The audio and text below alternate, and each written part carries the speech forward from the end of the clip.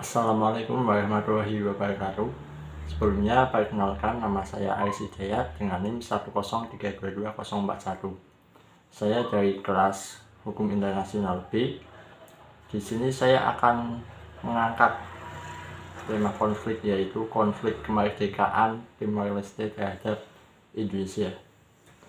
Jadi, pihak-pihak yang berkonflik dalam konflik hukum internasional Timor Leste terhadap Indonesia dengan Indonesia ini yaitu pemerintah Indonesia dengan masyarakat Timor Leste yang menginginkan kemerdekaannya, yang mana konflik ini terjadi pada rentang tahun 1975 sampai tahun 1999 di Timor Leste. Jadi konflik bermula ketika Portugis meninggalkan daerah jajahannya yaitu Timor Leste. Nah, perginya Portugis dari Timor Leste membuat terjadinya kekosongan kekuasaan di Timor Leste. Dengan perginya Portugis juga memberikan kesempatan bagi rakyat Timor Leste untuk membuat partai-partai politik sebagai persiapan pembuatan pemerintahan yang baru. Nah, pada saat itu ada 5 partai politik yang terbentuk di Timor Leste, yaitu Partai Kota, Partai APODT, Partai UDT, kemudian Partai Trabaslista, dan Partai Fretilin. Nah, banyaknya partai politik di Timor Leste menjadikan banyak perbedaan pandangan terjadi antar partai. Nah, perbedaan pandangan antar partai politik tersebut tidak jarang menimbulkan bentrokan antar partai politik. Bahkan, perbedaan pandangan ini mulai mengikat menjadi konflik bersenjata sehingga memicu perang saudara di Timor Leste. Nah, pada Agustus tahun 1975, pada Agustus tahun 1975, perang saudara di Timor Leste mencapai puncaknya. Adanya konflik tersebut membuat Indonesia harus ikut serta membantu menyelesaikan konflik yang terjadi di Timor Leste. Hal tersebut karena ada partai politik dan masyarakat Timor Leste yang ingin menjadi bagian dari Indonesia, kemudian menghubungi pemerintah Indonesia untuk meminta dukungan dalam menentang partai radikal Fretilin. Kemudian pemerintah Indonesia menugaskan pasukan ABRI dengan nama Operasi Saroja untuk menjaga kestabilan politik di Timor Leste.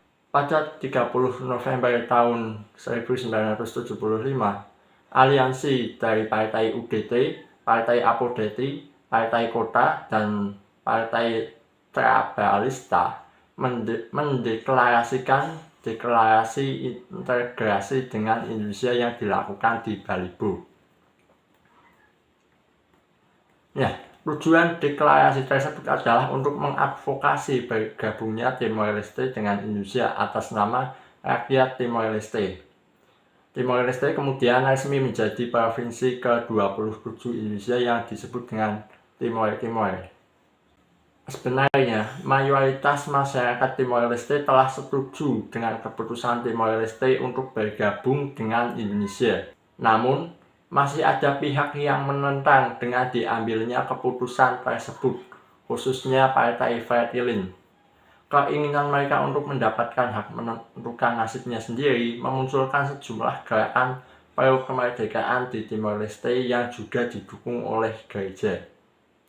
Dalam menangani kasus-kasus pro kemerdekaan di Timor Leste tersebut, pemerintah Indonesia menggunakan cara operasi militer yang pada akhirnya malah menyebabkan banyak korban tewas pada penanganan kerusuhan.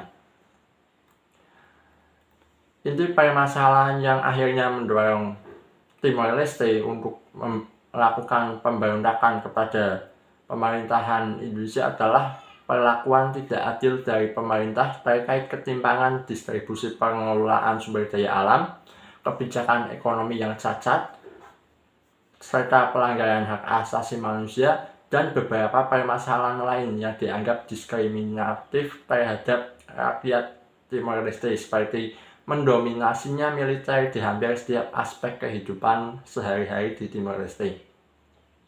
Sementara itu, terdapat juga laporan pelanggaran hak asasi manusia berat yang menewaskan antara 176.000 sampai 2.000 orang Timor Leste pada tahap awal masuknya pemerintahan Indonesia di Timor Leste.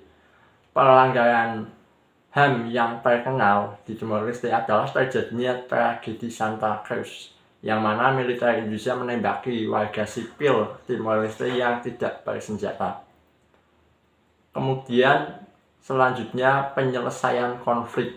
Sejak Timor Leste dimasukkan ke dalam Negara Kesatuan Republik Indonesia, Indonesia dicap sebagai pelanggar HAM oleh masyarakat dunia. Hal ini merupakan akibat dari konflik yang terjadi dan pelanggaran hak asasi manusia yang dilakukan Indonesia terhadap masyarakat Timor Leste yang mendukung kemerdekaan Timor Leste.